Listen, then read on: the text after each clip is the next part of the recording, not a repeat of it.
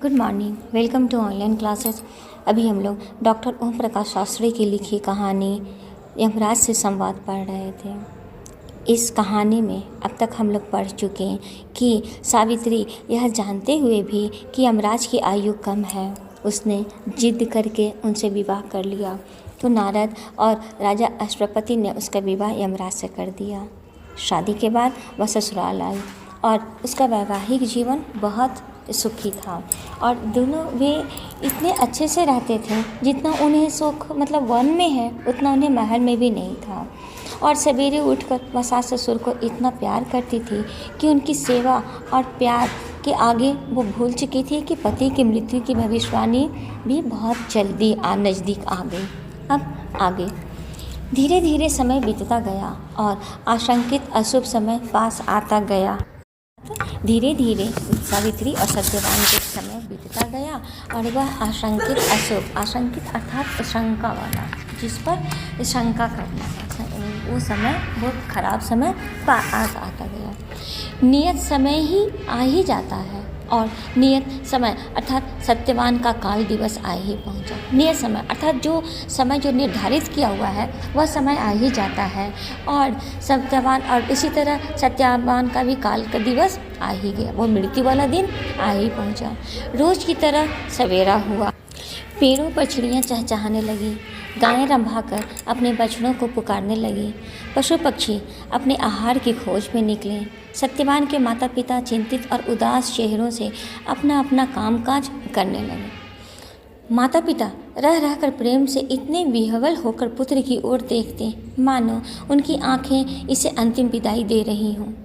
सावित्री भी यंत्र के समान चुपचाप अपना काम कर रही थी। वह भावी संकट से निपटने का साहस बटोर रही थी। मन ही मन यमराज से युद्ध की तैयारी कर रही थी।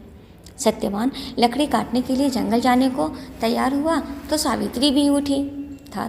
जब सत्यवान का वह अशुभ समय आ गया, जब उसकी मृत्यु का दिन नज़दीक आ गया, तो जैसे हमेशा रोज होता है उसी तरह रोज की भांति वह सवेरा हो गया। पेड़ों पर चिड़ियाँ चहचहाने लगी, गायें रंभाने लगी, पशु पक्षी अपने खाने की खोज में निकल गए। सत्यवान के माता पिता चिंतित और उदास चेहरों से अपना अपना काम कर रहे थे और माता पिता रह रहकर अपने बेटे के प्रेम में इतने विह्वल मतलब इतने भावुक होकर अपने पुत्र की ओर देख रहे थे, जैसे मानो कि आज सत्यवान अगर जंगल जाएगा लकड़ी लाने तो उसे वह अंतिम विदाई देने को खड़ी हूँ। सावित्री को भी लग रहा था कि आज सत्यवान का अंतिम दिन है, तो वह भी एक मशीन के समान चुपचाप अपना काम कर रही थी। जैसे लग रहा था कि वह जो भारी संकट आने वाला है उससे वो निपटने के लिए अपना साहस बटोर रही हो और मन ही मन यमराज से भी युद्ध की तैयारी कर रही थी। फिर सत्यवान लकड़ी काटने के लिए जंगल जाने को तैयार हो गया तो सावित्री भी उठी। अब आगे सावित्री बोली, मैं भी आपके साथ चलूँगी। उसने स्वीकृति की प्रतीक्षा करते हुए कहा। जब सत्यवान जाने लगा तो सावित्री भी पूछी कि मैं भी आपके साथ चलूँगी, मैं चलूँ? तो स्वीकृति अर्थात जो अपना विचार देता उसके वो इंतज़ार करने लगी, उसकी जाने की अनुमति का वो इंतज़ार करने लगी। क्यों? सत्यवान ने कहा, आजकल धूप बहुत तेज होती है और फिर तुम अपनी आदत के अनुरूप इधर उधर घूमने निकल जाती हो और खो जाती हो।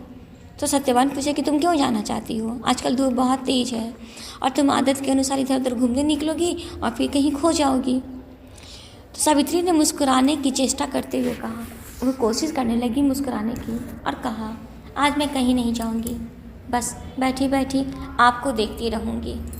सावित्री बोली कि आज हम कहीं नहीं जाएंगे और आज सिर्फ आप ही के पास हम बैठे रहेंगे। सत्यवान उसे साथ लेकर जंगल की तरफ चल दिया।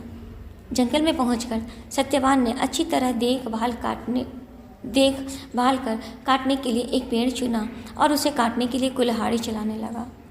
सावित्री चारों तरफ देखती रही कि कहीं से कोई सांप या जहरीला कीड़ा या कोई जंगली पशु न आ जाए। वह सोच रही थी कि सांप या जंगली पशु के रूप में ही मृत्यु उसके पति पर वार करेगी। कुल्हाड़ी चलाते चलाते अचानक सत्यवान ने अपना सिर थाम लिया और लड़खड़ाता हुआ पत्नी के निकट आ गया।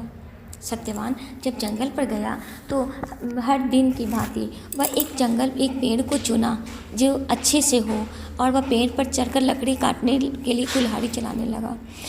जब वो लकड़ी चला रहा था तो सावित्री भी चारों तरफ देख रही थी कि कहीं से कोई जीव जंतु या कोई जंगली पशु ना आ जाए।